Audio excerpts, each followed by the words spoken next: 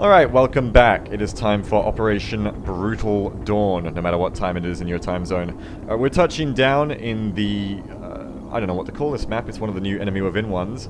The Construction Pit, let's name it right now.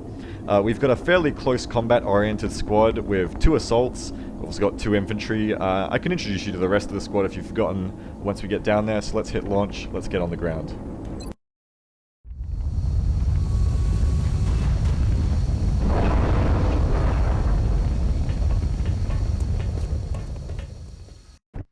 Central, this is Big Sky. Strike team is touching down now. Standing by for your orders. Roger, Big Sky. Reading you 5 by 5. Strike 1 has the green light for deployment. So, Construction Pit. The map is dominated, if you never played it before, by the titular Construction Pit itself. It's a little depressed gully-like section in the middle here. A square lowered area where there's only 2 entrances, ramps on either side. Well, 2 exits I should say. You can jump down from wherever you want, but there's only 2 ways out once you're in there. That makes it a good bottleneck to trap aliens into, as they've really only got 2 ways out, and they'll usually try to charge you at that point. Which leads into the other features of this map. There's these 2 like prefabbed kind of work office trailers, which make for good little bunkers. They've got heavy cover walls and cover like this TV to exploit. And the rest of it that isn't heavy cover is just like little windowsills. Still good half cover. Very good buildings, especially because the back of them, there's no windows. So you can retreat and not get shot through them and have like ambushes here if you want, if you feel the need to fall back. Other than that, a low sweep of the camera, my preliminary scan if you will, has revealed meld canisters here, here, and here. So if we want to gather all the meld we can, if the mission's going well, we'll probably be starting by rushing our close combat troops to this left canister, while at the same time moving our guys to the right to sweep for enemies. The idea is to get this meld while people are moving for the pit, engaging whatever enemies we find around the pit, and moving down to get the meld if possible. If resistance is too strong, and we are still expecting those mutons to show up at any moment in May, then of course these 2 meld are often in a position where you can't get to them. But, you know, if we get lucky we'll get them, otherwise we're in a good position to use these buildings to fight. If you get this left building, you can use it to do some nice crossfire flanking maneuvers, and it means if you get assaulted you can have a base of fire from either building cover the other one in these no man's lands that the aliens have to cross to get to you. But if you get too fancy and you get too split up, your squad's gonna get, you know, hustled down and attrited by the enemy. You always want to stay together for your maximum firepower, and so you can work together. So, you know, at risk of starting to get too fancy from overcomplicating this, that's your map breakdown. Let's get into the actual mission itself. Your squad, of course, for this one, Lance Corporal Awo, Lance Corporal Zim, that is an infantry and a gunner. You've got Specialist Wolfer, and we've got Specialist Instinct back here. Both assaults. Instinct on that last UFO mission pressed out of fatigue into this one as we needed more attacks. We've got Daishi, the kind of nervous looking lightning reflexes Lance Corporal Scout, but then if your job was to dodge fire you'd probably look a little bit skittish too. Maybe it's just me, I think she looks a little bit nervous. Hyper Geek, the guy we strapped 4 grenades to and said blow everything up, that's our Lance Corporal Engineer. And Volatile Bullfrog, Lance Corporal Infantry. We have not seen her since episode 10, Frag's Finest. She's still wearing the sunglasses even though it is at night. My guess is she's got something to prove. But she is here. Their squad is here. Let's move out. Let's get it on. So, I'd like to use my close combat team, like I said, to take this left meld first. Let's head out with Daishi. I'm rolling. And then on the right, we'll be moving with... I kind of like the idea of Volatile being squad lead. So Awo can go right. Oh, same token, Volatile's got a better move, so we'll move her to the right. Heading to that location. Alright, and right off the bat we got some nice contact. The map does say close quarters, contact off the ramp. I think again I forgot to bring scanners, but luckily I have eagle eyes here. I think I might know where the Seekers are. When you, like I was saying in the last mission, when you engage Seekers on their own, like as a single pod, it's generally a pretty good time. They're support enemies that are very scary when you're engaging other things because they sneak up on you and strangle and you can't deal with them. But when you engage them on their own, usually the most dangerous thing they do is strangle you for a point of damage on the, if you don't kill them on the turn you activate them. And with scanners or with grenades, you can just reveal them all on the turn you activate them. Like... exactly like so. So we know they're all here. Excuse me for a second. I don't want to blow up those walls on the trailer. But Seekers are often tattletales to each other. The one that doesn't cloak often goes to the same place the cloaked ones do. So they usually give you a pretty easy idea of where their buddies are. And just like that, we've revealed the whole pod because they're little tattletale friend who's too stupid to stealth. But we do still need to deal with them. Quite a lot of health on that leading Seeker. The other two are mercifully low on health though. So if we can get our gunner in position to deal a big hit to that Popper Seeker, we can deal with the rest pretty easily. Not a lot of point of taking cover and potentially missing out on shots here. Simply because these guys are going to flank us if we fuck up anyway. In fact, the engineer is already flanked. So we may as well just run up and get the best shots we can get. Big shot on Big Popper Seeker here. Can you get a holo targeting? Yeah, you may as well do something. Put a holo targeting down range on that Big Popper Seeker.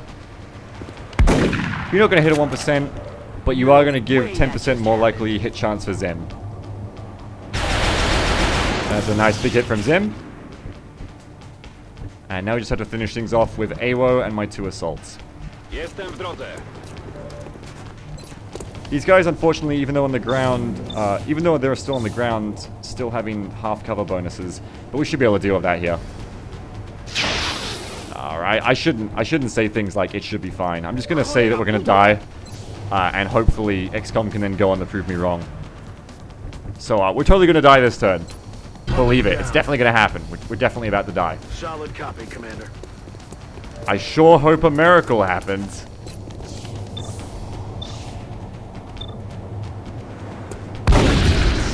Oh, we might make it through this. Keep it guessing. Keep the game guessing. Keep the game thinking that you don't have hope. As soon as you have hope back, the game stops giving you, like, you know, freebies. XCOM starts to feel bad for you when you're in a really horrible situation sometimes. Maybe only I have that relationship with XCOM. Maybe I'm like the XCOM whisperer. But I've noticed that. It starts to feel bad for me. Now what do I want to do here? Shotguns have some nasty DR against Seekers, so probably use the laser rifle. Do I have any other shots if this fails? Not actually. These both need to deal exactly as much damage as they need to deal. This is actually a little bit of a mathematical issue. Maybe I've mocked the game too much. I think even with the damage resistance, my odds are probably better. Nah. Believe in the shotgun, I think. Believe in the shotgun. Seekers are tough at this point. And please don't miss. There you go. We did it, guys. We didn't die. Thank you, XCOM. I know you know. I know you're not stupid, game. You and me, we're tight. So that Seeker pod's dealt with. We actually came pretty close there to taking a nasty little Seeker shot. But luckily, they don't hit for a whole lot. They don't hit for a whole lot more than drones at this point. Mostly because we're dealing with a lot of shotguns at this point, I think. You know, I'm never really sure how much damage a shotgun is going to deal to a mechanized unit. They're pretty bad with damage resistance. Okay, that's what we're looking for. But Daishi can God, I can't speak. Daishi can continue to move on this left meld canister here. And everyone else, I guess, can now move into the first bunker we have. Or at least get ready to move into the first bunker. Verstanden, Commander. Prep our infantry Headed there now. on either side of the doorway. So they can take both their shots. Prep our grenadier to move into the middle of the map, fling grenades on whichever side he's needed. And probably bring our assaults back over on the left to help out with our scout. But she's going to be pulling back once that meld's got anyway. Rock and roll. Let's rock. Ready to rock. Fertig und bereit.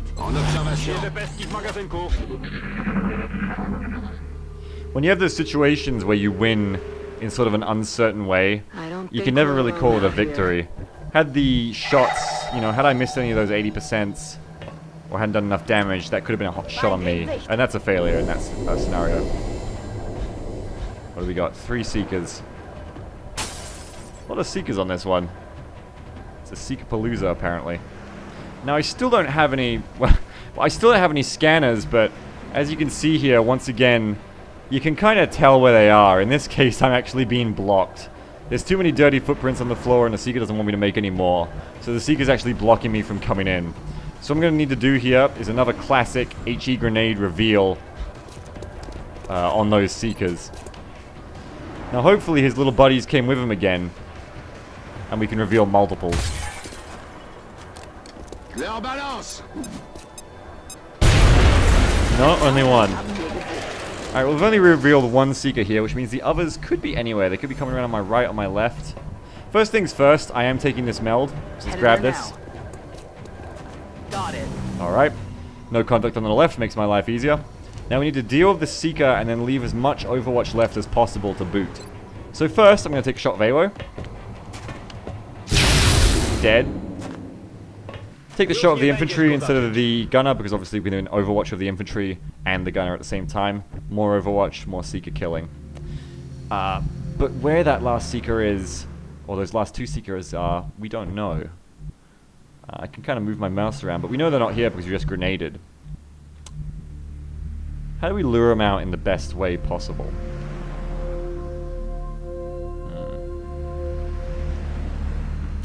Well, maybe we can split them up. If I move the gunner ahead, a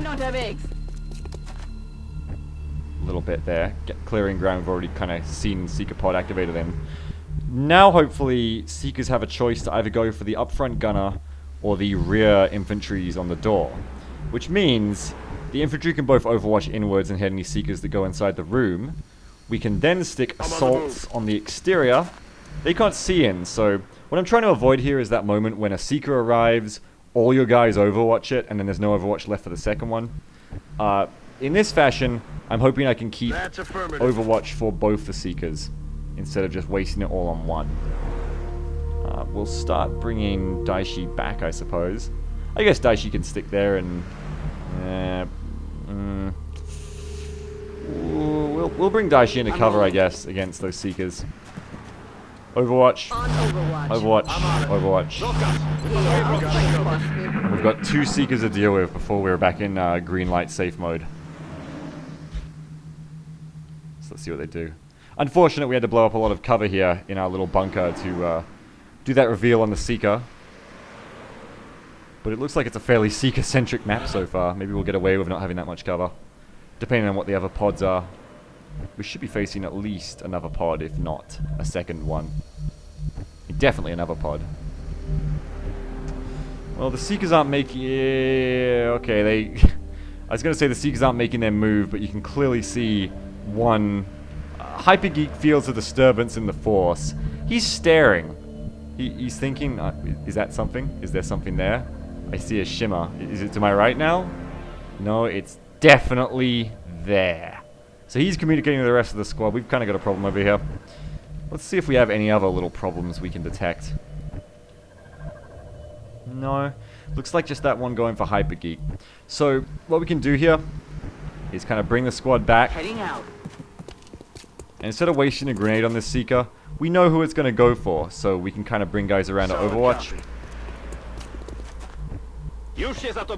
And God help me, that should be enough Overwatch on Hypergeek. If it isn't, I don't even know. It could not be enough Overwatch on Hypergeek. I've seen stranger things happen. We'll bring Instinct around just to make it safe. And we'll momentarily pull Zim back. Because we're about to have an activation. That meld already sounds like it's about to expire.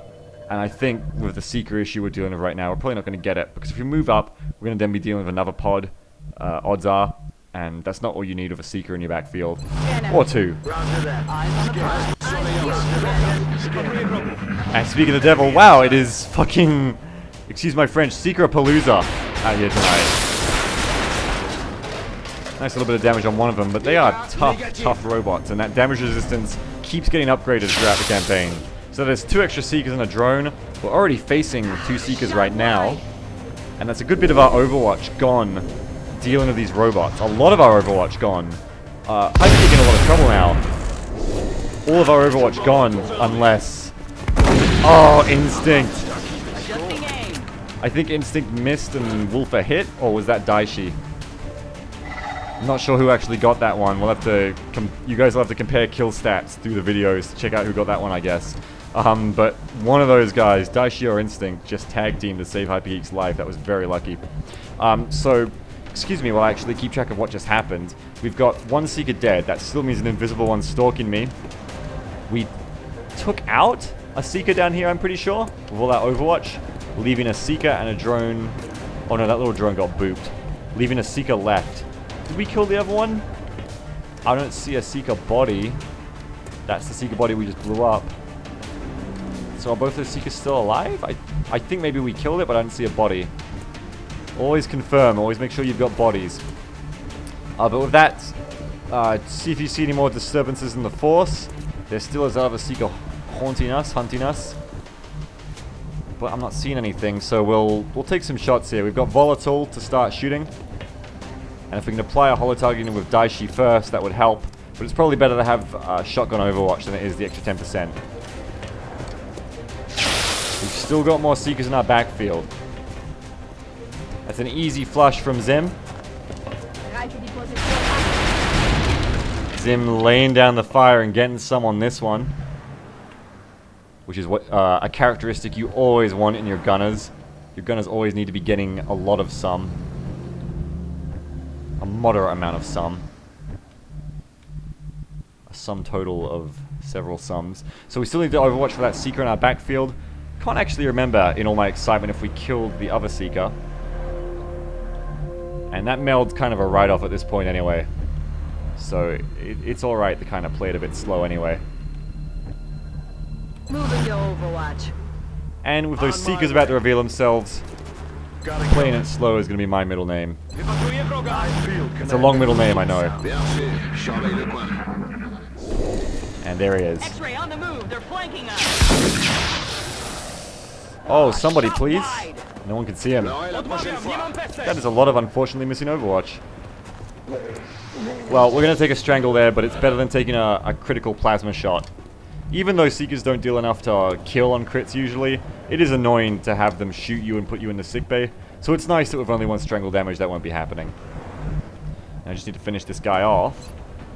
Awo, I think, is my man to do it with some style.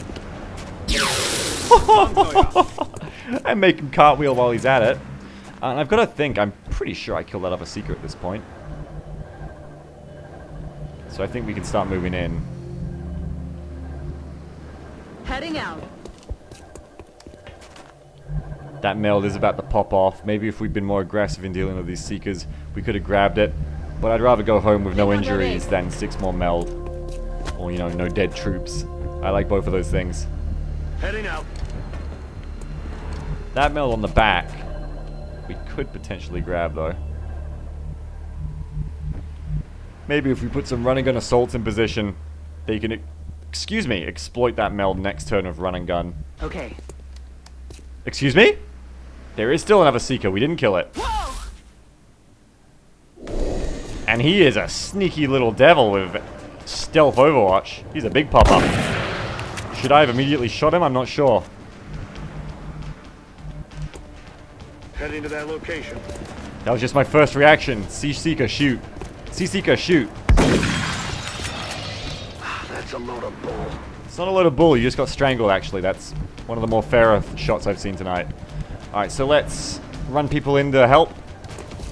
Let's deal with this little sucker before he becomes a problem. See Seeker, shoot. Seeker, take some more damage, please. Already moved a lot of my guys, too. Still have some run and gun, which might be able to see the Seeker. If I put him in the right position. Moving. Alien object in sight. Ooh, can't see the Seeker. Not good. That Seeker's gonna get the best of me. I should have trusted my instincts. I should have known that if you don't see a body, it's not a confirmed kill. Well, we're gonna need to cover from this guy. I feel, Commander. There's only, you know, there's not a lot we can do here with all our guys already moved to cover from him. But go into excessive Overwatch. Got it covered. I want to go home without those injuries. Oh, he's going stealth. Hopefully that means he's going for a strangle, though, which isn't as injuring. Oh, and the first non-Seeker pod reveals itself, and it's going to burn all of my Overwatch again. But for that kind of action from Zim, I will forgive it. Zim is on point, on fire.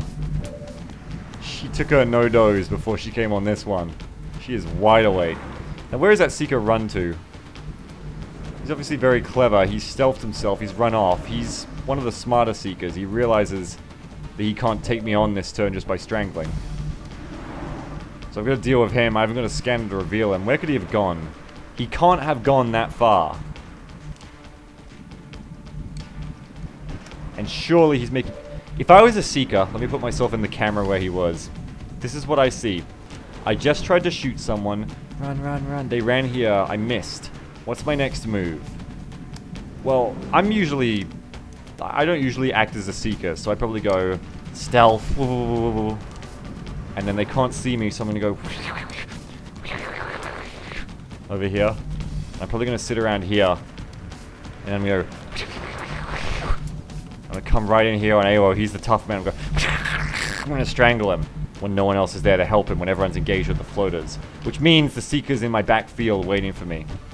Possibly even closing in on AO as we speak. So I need to keep AO safe while bringing my guys around and not be flanked to the back left. Which is kind of problematic, because I need to deal with these Seekers at the same time. But the Seeker knows it's problematic. That's why it's making me deal with it. Limited cover here to use.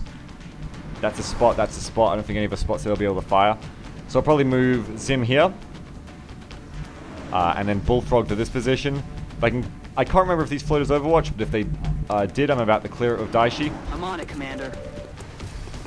Can't even see the other floater. Alright. Well, let's move up with Volatile. Heading there now.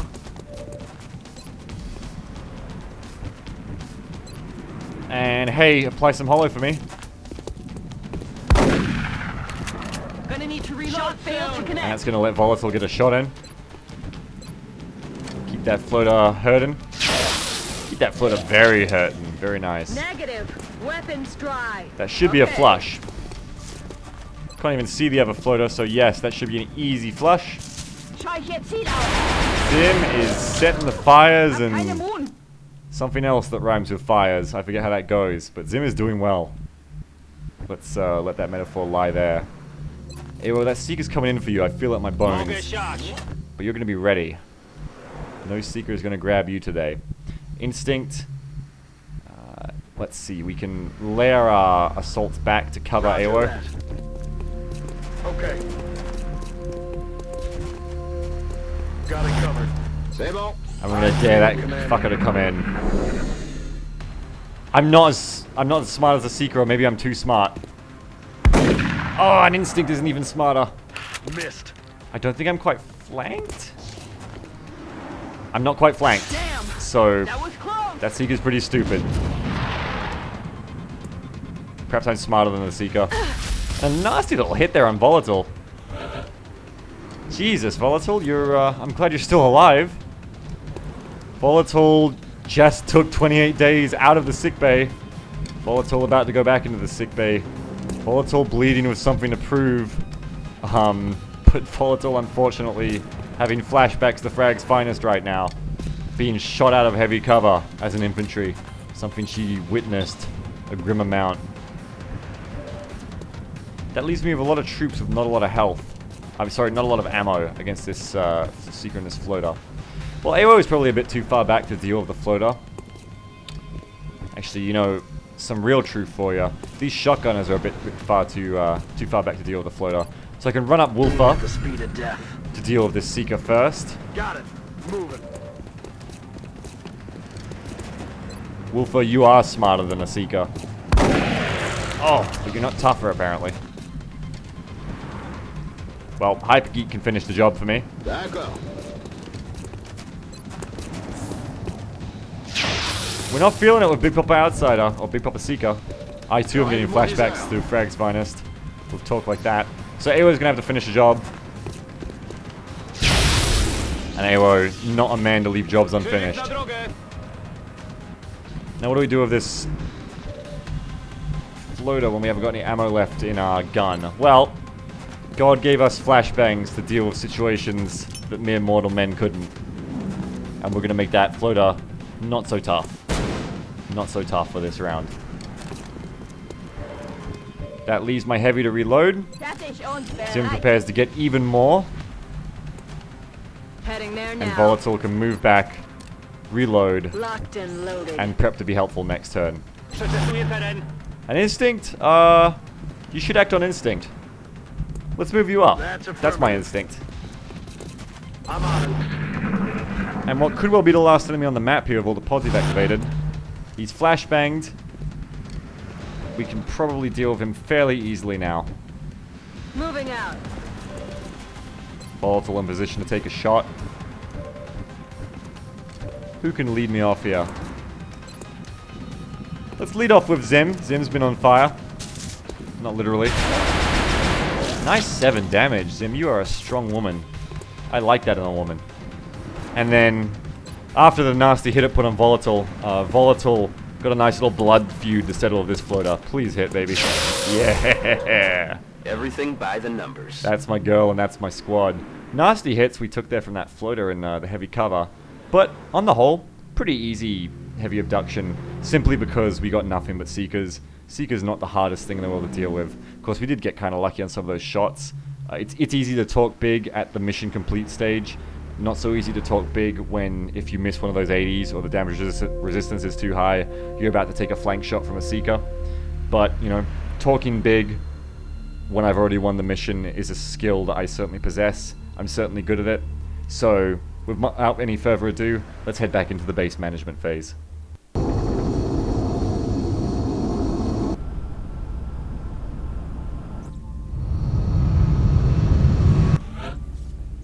Oh god, Volatile, honey.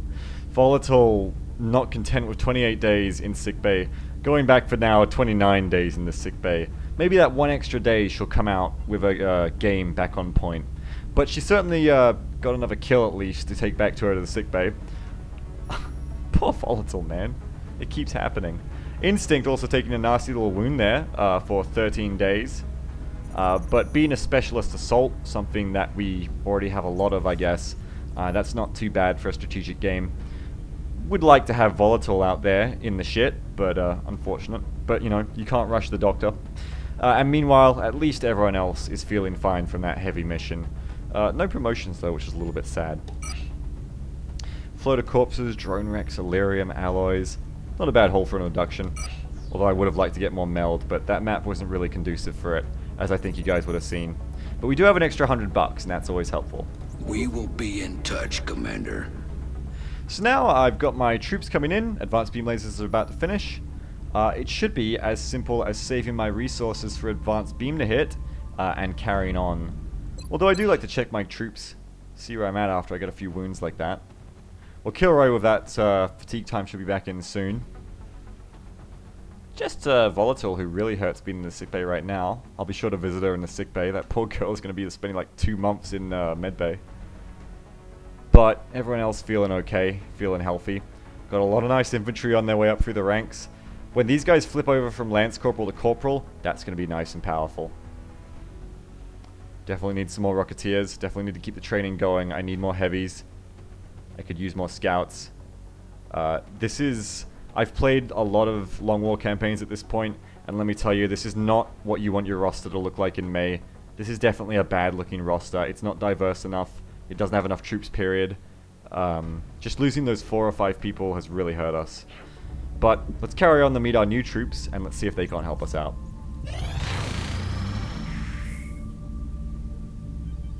Yes, that is a deal I will take in a heartbeat. I might even get to advanced beam at this rate. Ooh, you're starting to ask for more. How much do I need fragments? I'll give you that. It's early game, I need more personnel. Just don't ask for 12 next time or I'll be upset. Whoa!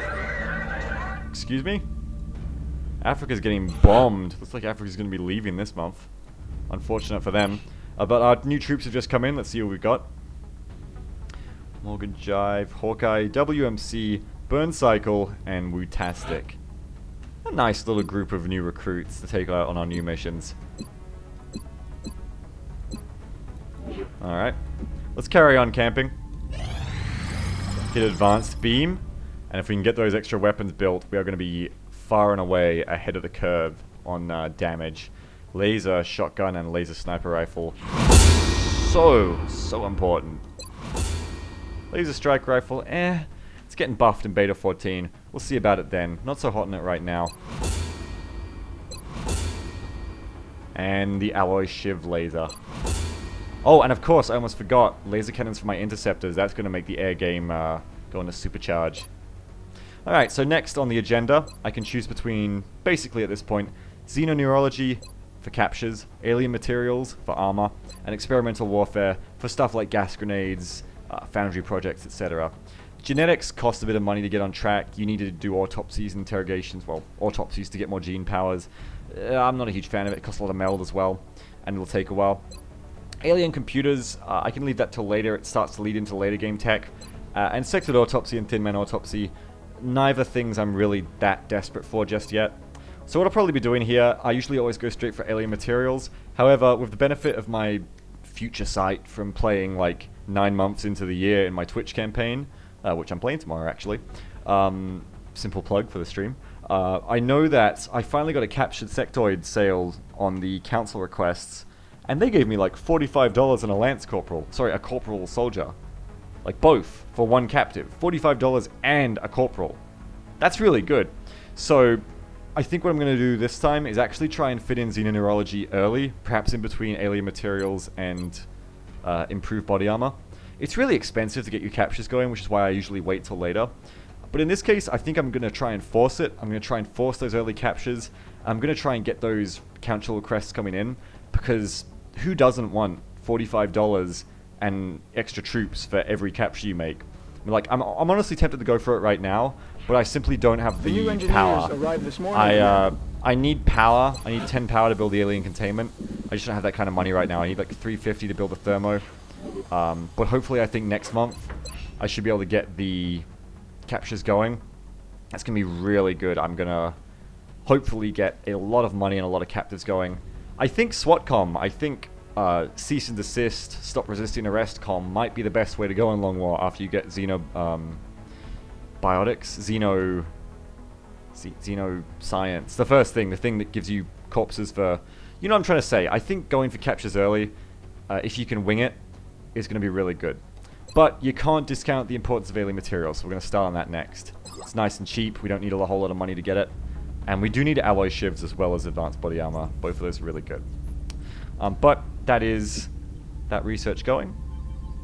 Now I need to start my advanced beam lasers. So excuse me for a second. So looking at my roster, it's rare for me to take 2 snipers.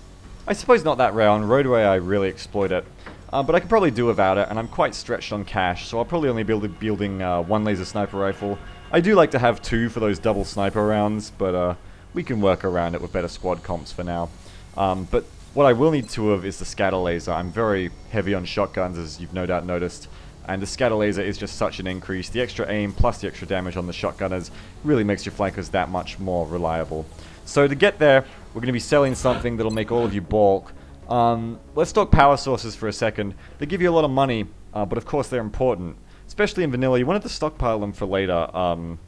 They became very important to building firestorms and stuff, and that wasn't that far away in vanilla. The campaign wasn't nearly as long.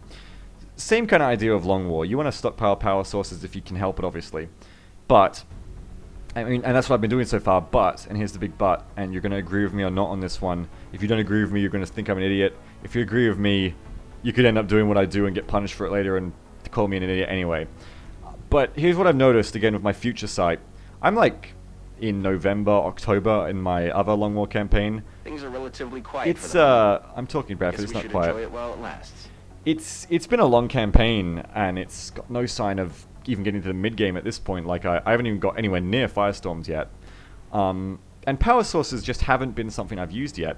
And what I've noticed is whenever I get in a bind, I end up having to sell something, and it's usually power sources, because you really have a lot in the mid-game of Long War. You have, like, you know, 6 to 7 to 8. You go on a lot of UFO missions, there's a lot of chances to get them. And what I noticed is, I play this game on myself where I'm like, don't sell power sources, but then, you know, maybe once a month I'll be like, oh, you can sell one, And then I still don't understand why the aliens Bradford, would be please. willing to go to all this trouble. And then, you know, by November, What could they be I've ended after? up selling all the power sources I started with anyway. I've just got new ones. I've really just cheated myself out of having that money when I needed it. So what I'm going to do here, I'm going to be brave. I'm going to say, you know what? I'm going to end up selling all these power sources anyway because I'm going to get more. Why be stupid and just be afraid? Let's break convention. Let's just sell it all now and use the money while we've got it. By the same token here, I can't remember which of these are more... I believe it's the surgeries you get less of. For alien surgery, the Foundry project you get, which lowers medical times, you need 12 of each. The engineering team is doing some tests right now that Bradford, could be please. disruptive. You're being so rude right I'm now. going to alert the staff as a precaution. I'm going to need 12 of each, and I'm going to get stasis tanks more from landed missions. And once I go on a base assault, that's probably when I'll get everything I need. And you get a ton of them then. So again, I'll probably sell all the stasis tanks I have now, get a nice bit of cash off that, and I'm going to get more before I have 12 surgeries anyway.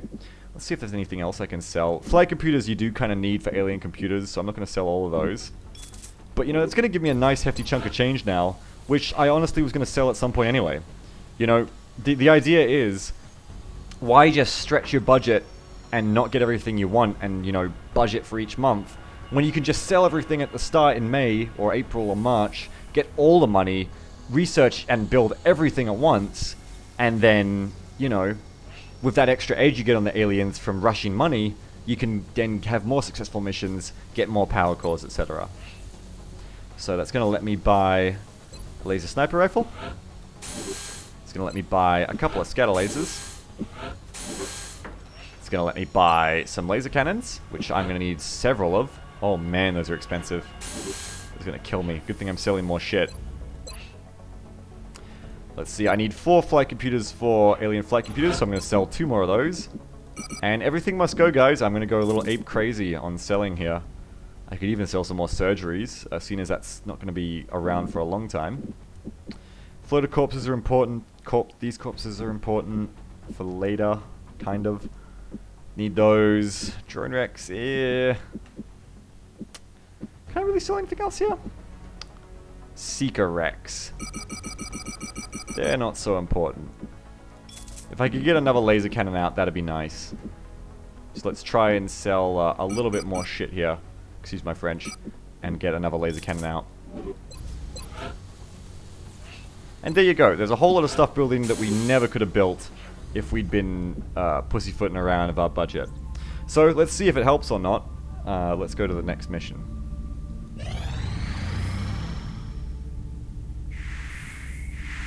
Contact detected. Oh, what are you and what are you doing?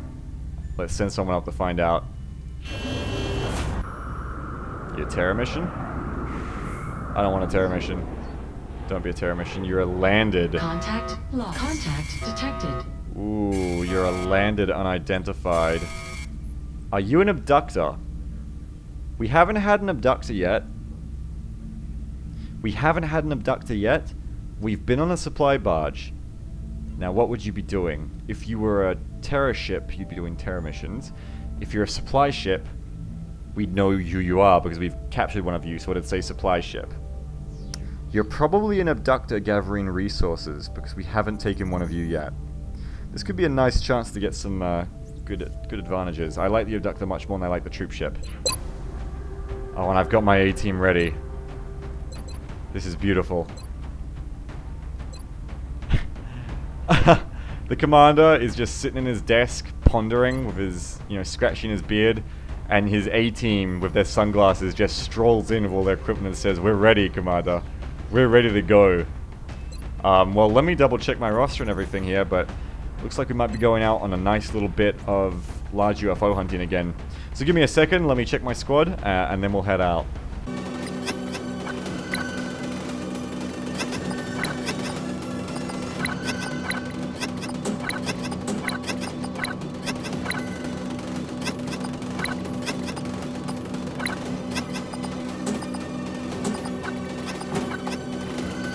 Alright, so what we're looking at here is our absolute A-team equipped to their absolute A-team best. The most notable thing you won't be used to here, I guess, that I wasn't used to, is because we're bringing 2 assaults, we haven't got any really good engineers ready to go. Our Lance Corporal was fatigued. I didn't feel like fatiguing him extra just to bring the sapper because it's going to be a forest kind of map where grenades usually don't blow up the trees anyway. I'm more going to rely on extra shotguns, especially to deal with the outsider command pod on a large UFO. God forbid if this is a supply barge map, because that's much tougher, but if this is an abductor, I feel pretty confident. We're taking a laser rifle on the scout, on Fugelman, simply because we've got enough shotguns on the assaults. We've got laser rifle power that we can harness, which isn't that much worse than the shotgun. And because it's open large UFO maps, you know, we're probably going to be able to use the... we're probably going to use the longer range of the laser rifle more than getting hamstrung by the shorter range of the shotgun. But apart from that, we've got quite a lot of shotgun power. We've got a good Rocketeer. We have got our auto lasers, we've got our laser rifles, and although I wish we had our laser scatter guns and our laser sniper rifles in play, we do at least have a Lance Corporal sniper to go on this one. Not that that's not that good, but it's better than nothing. So, it's got to be mutons on this one, right?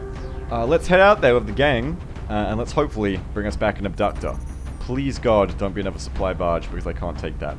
Oh, and of course, I should point out, again, not bringing an engineer means I've taken a few more grenades, but again, there's a lot of cover on these kind of maps that I feel like you can't blow up that well anyway, so I go with the flashbangs to be a little more safe, especially when you're facing chrysalid pods on these large UFOs. Now, yeah, as I was. Let's head out on this one.